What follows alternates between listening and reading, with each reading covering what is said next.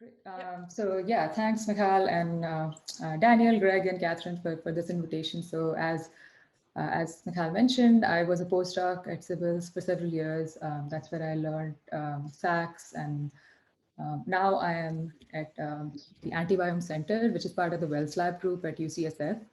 And today I'm just going to be talking about a few different projects where we use SACS, some successfully, some not so successfully. So it's still an ongoing project in certain cases. And hopefully I can either get pointers or anybody has any other thoughts about the projects, feel free to ask questions.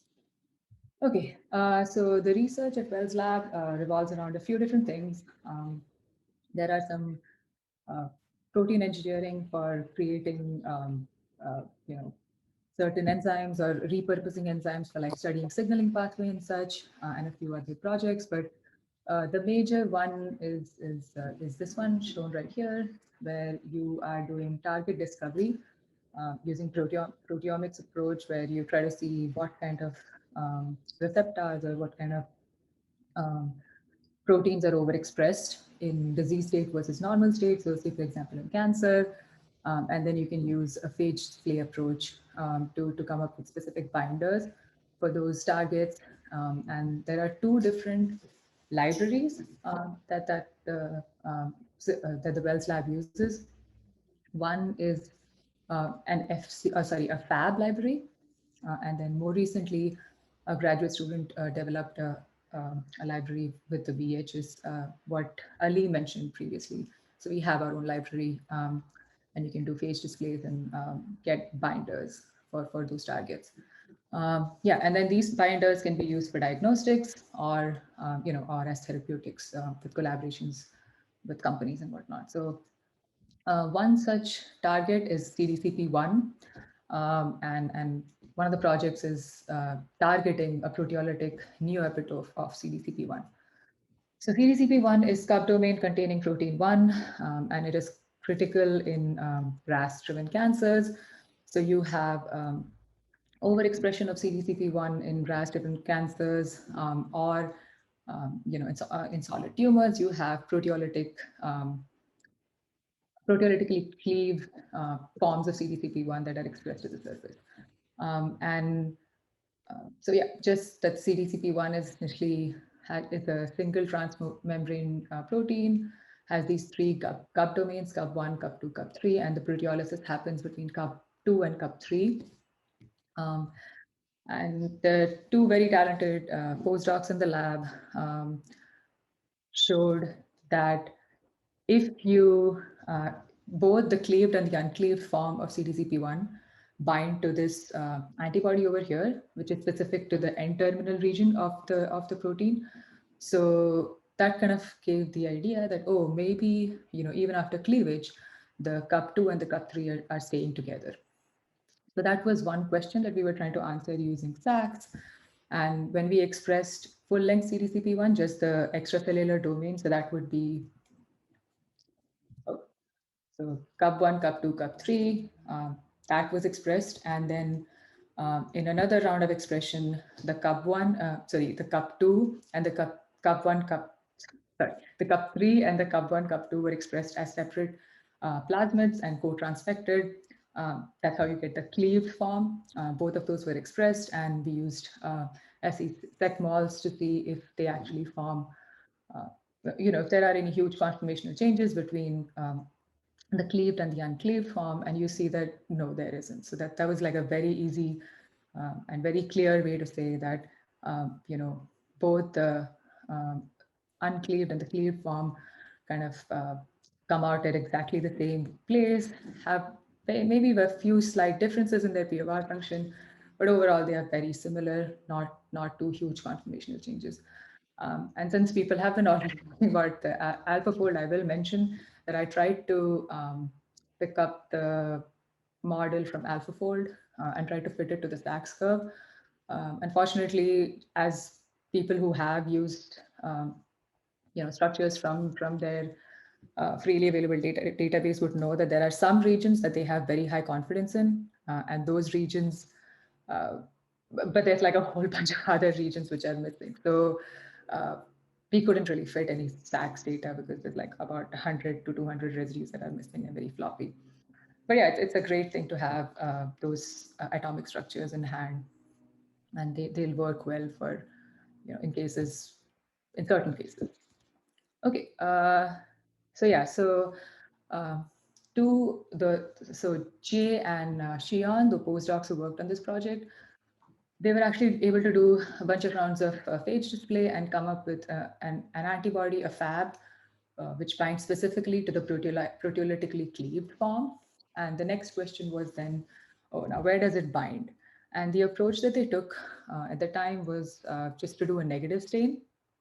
And the first few attempts with the negative stain in collaboration with Tony Kasiakov's lab basically so we had some issues. So essentially the cleaved form, um, two of those fabs and certain nanobodies, which I think were just being used as fiducial markers, um, they thought that they don't have the fabs or the nanobodies bound. At the time, they had not done the CDCP1 cleaved by itself in the negative stain. And what they wanted to know was, okay, since we have the Sachs curve, can you compare it to this model that we have and see if it is any different, or if it is the same, then we know that there are no fabs found. So yeah, and I was able to do that. It was a very quick experiment, right? So you can generate like a theoretical Sachs profile for this model, compare it to the experimental one that we have for the cleaved CCP1, and then it looks very different. So I was able to tell them that, it's very different. You have at least a lot of different things bound to it. Eventually, they were able to actually get the negative stain data and find that fab that they were not able to find previously. So this was actually a very quick and easy, and I guess a different additional use case for Sachs. So yeah. And then the other project that we talked about, that the lab started to work on, since everybody had to kind of pivot their lab resources to kind of do COVID work. So yeah, there were several projects that the lab worked on. One of them was generating these tri-specific VHs. So VHs are these variable region, just nanobodies of the IgGs. And a really talented graduate student, Cole, generated a library of those VHs and was able to find binders to the spike trimer and basically connect the VHs and create a triparatopic. So you have three different VHs which are able to engage the three different spike RBDs in the spike trimer. So we haven't used Sachs on this project, but this is probably another avenue where it might be useful. This is just another project that Susanna was involved in, where they created a split luciferase system for detection of patient antibodies. But the project that I am going to be talking about, that I have been involved in, is engineering ACE2 receptor traps to neutralize SARS-CoV-2. So basically, in addition to, the ACE2 is the enzyme that everybody has heard of, which binds to the spike protein of SARS-CoV-2, which allows it for viral entry. And if there is another, protease on the viral surface, the TMPRSS2, it can help shed off the virus, and now it's ready for a reinfection. So the idea that two postdocs in the lab, one in Courtney lab and another one in Wells lab was to basically use those ACE2 as receptor traps to affinity mature them and basically just sweep up the spike using these ACE2 and use that ACE2 highly affinity matured ACE2 as a therapeutic. So what they did was to use the wild type sequence, and they did a round of computational design and a yeast display campaign to eventually come up with several different hits which had varying amounts of binding to spike primer. The one key thing that they saw though was that the ACE2, so I'm going to call this as ACE2 monomer, so until here. And then when you add the this bit, the one in the yellow, that's the ACE2 with galectin domain. So the binding to spike RBD is quite different. And that is a question that we tried to answer using facts. Well, yeah. Okay, so the ACE2 monomer, which is from 18 to 614, this is the crystal structure that is available of ACE2 with RBD, but nothing with full length spike. Actually, when we collected this data, there was no structure, but since then, actually, there have been structures. So I correct that. But yeah, so what you can see is we did secmols on all of this. So these are really complicated samples, I'll say that. The spike trimer by itself was super difficult to work with. We used SHORTX 804, but you can see that it's already at like this void region. We were able to get, I guess, what I'm calling two conformational states. So you have two different peaks here, 1 and 2, and you have slightly different molecular weight, but it's most likely just conformational differences, which we all know that spike has like multiple different conformations. And then when you add ACE2 monomer, interestingly, you don't really see, at least with mols, you don't really see like a whole lot of difference in the molecular weight. So there's like, so ACE2 monomer is about 90 kilodalton, whereas once you add the full length spike, you don't really see a peak shift, and also not very apparent change in the molecular weight by mols. But when you do, compare the P of R function and what have you, you see that there is something bound, and most likely, so this is spike trimer by itself. So that's the green curve, and then in the purple is the spike trimer with ACE2 monomer. So yeah, but unfortunately, I'll say this, the fits are just pretty bad. And there's probably several reasons for that. So this monster over here, it took me like a long time to get this model, primarily because you have to account for the 22 sugars per protomer of that spike trimer. And in addition to that, spike actually does have multiple 1 up, 2 up, 3 up states and what have you. So it's like a super complicated system. But I mean, even the cryostructures, if you just take the cryostructures and fit it to the Sachs curve, again, that's also like quite complicated, and it really doesn't fit. And the biggest issue is always that it doesn't really fit in the low Q where the RG is already off. So that is really what I would need. If you have any pointers, just I'm all ears.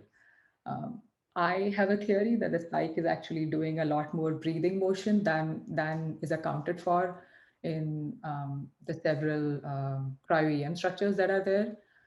But that is just my best guess at this point. But yeah, so that is the spike trimer to ACE2 monomer fitting that we did. And then, yeah, so as I said, so the ACE2 wild type, so this monomer plus the collecting domain, now we wanted to see how adding that improves or changes the binding to spike trimer, right? So you see that there is a little bit of a shift, and you actually see that the molecular weight changes, indicating that it's most likely a 1:1 binding. But additionally, I don't know if you can see my cursor. I should have asked this question. Can everybody see my cursor?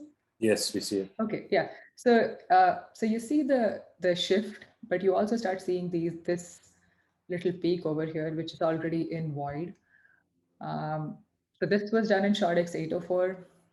So we of course, you don't have a Sachs curve for this region because it's really an aggregation peak. But this peak over here, this little shift, I was able to fit, but again, not very well. And we do see that it's a 1:1 1:1 complex. So again, the spike trimer and the spike trimer with the ACE2. Oh, The other thing that I want to add is, so this addition of this collector domain dimerizes the complex. So that's also an additional piece of information that at the time we did not really know. So that was like a good and easy way to, good experiment that we did with the secmols, and found out that it is a dimer. And when you add it to the full length spike, it actually becomes a one spike trimer to one CVD 376 dimer complex. Okay. Yeah, so again, you see that, you have quite a different POR function. And when you try to compare the experimental sequence, sorry, experimental scattering curve to the fit in red, it is quite bad. I mean, it's still pretty bad. Again, specifically, where we would really like it to fit is in this low Q region. And I think this is all probably because of the supreme heterogeneity of a light trimer. It's really difficult to get those different states in. And I did use Multifox several times. I tried to, but it always just gives me just this one state. It's not able to pick up anything else. Yeah, I mean, I tried to fit, you know, with a one up state, a two up state, and what have you. Although according to Mols, I don't think it's a two up state, at least that specific peak. But it really doesn't. I haven't been able to fit it any better. Okay. Yeah, I mean, feel free to give me pointers at any point if anybody has any. Yeah, so actually the key question, sorry, I'll just go on. So as I said, there was some computational design to improve the ACE2 spike interface. So the computational hit was this specific mutations on ACE2. Then it was affinity matured using yeast display to come up with this sequence. Now that sequence had an FC region added to it, such that you have, like, because of the FC, you have two different, ACE2 376 on it. And also because of the FC region, you can have FC Fictar function, which is also therapeutically relevant. Okay, so that is this construct over here. So you have the 376 bit here, a linker, and the FC region, and a tag. So yeah, again, this was done on a SHORTX 804 column, and you can see that the full length spike has those two conformations. CVD 432, which is this protein over here, already has like multiple peaks. So this peak is the monomer, which is sorry, not the monomer. Yeah, I guess it is the monomer. So it is basically CVD 376 plus the FC. So it is a dimer, I guess. So this is the dimer, and then this is the dimer of dimer, and then this is just some crap in the aggregation peak. But now when you add CVD 432 and the spike together, you hardly see anything, and everything is just going into void, which we think is real, that there is some clustering happening. But I haven't been able to prove this. I tried negative stain, and in negative stain, you just need a lot less protein. Like it's almost impossible to do it even on the negative stain. So anyway, so the complex that is formed mostly goes into void. You have maybe a little bit stuff left over here, and all of these Sachs curves are just basically just aggregation peaks. So at this point, what I'm thinking of doing is, and I have tried this in at least two different buffers, but what I'm hoping to do next is to basically use a different column. So instead of a SHORTX 804, use maybe Supro 6 column.